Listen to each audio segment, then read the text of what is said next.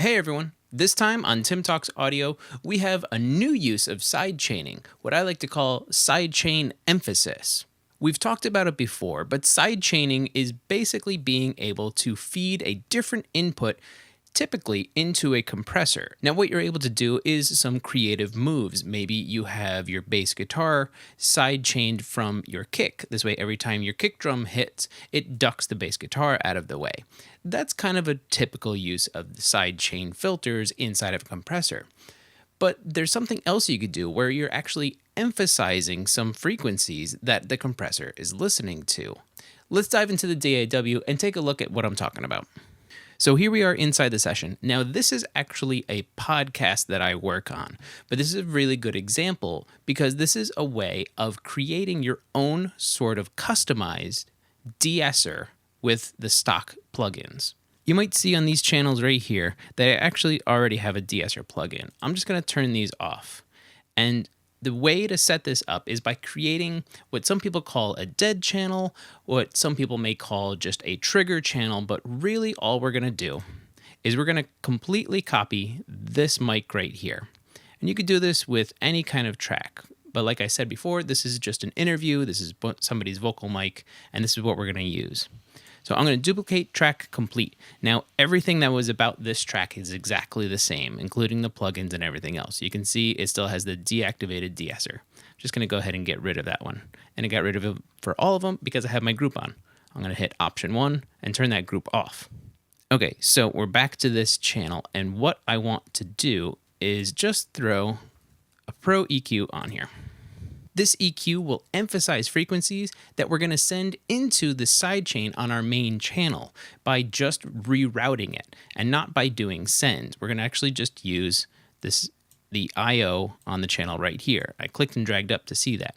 We're not going to do it yet because I want you to hear what's actually happening. I'm going to hit S, solo the channel, and now let's modify what this channel sounds like so that we can push some things into the compressor.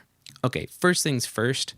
Let's take a listen to this vocal as it is. Now, I picked this particular spot because there's lots of S's going on, and it really is very harsh right here. Just listen to the top end of her S's. They really cut through.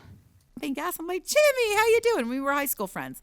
He's like, hey, Sally Lou. I'm like, where's my toboggan? And he's like, oh, it's at my parents' house.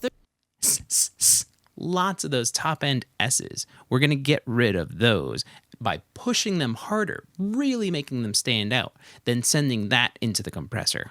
So first thing, I'm just going to roll off a bunch of low ends because we want to get rid of the top end. And I'm just kind of eyeballing this. There's no presets that I have. I just know that I want to push the top end.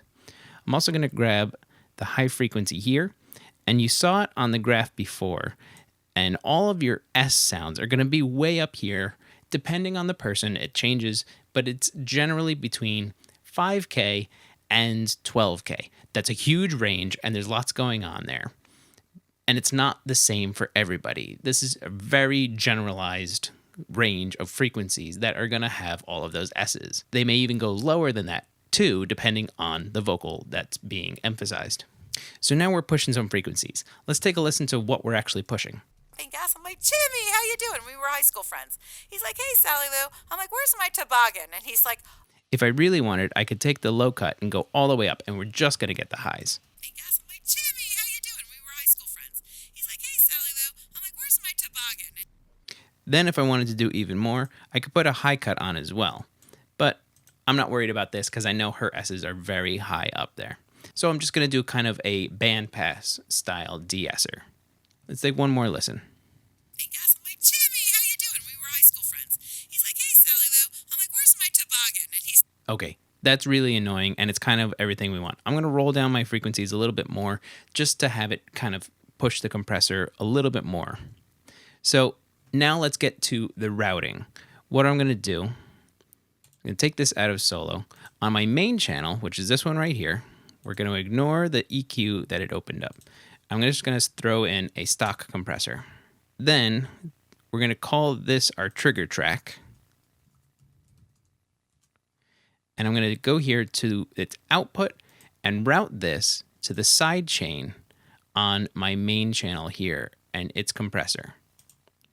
So now if I solo this channel and hit play, you're not going to hear anything because it's now a dead output. It's not routed anywhere except to the sidechain input of the compressor on the main channel.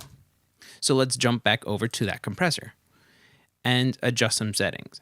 Now, we could go to the vocals, and there is a de-esser preset, but I was messing with this before, and I didn't quite like it. It didn't work for me, and so I just went in and created my own by emphasizing frequencies.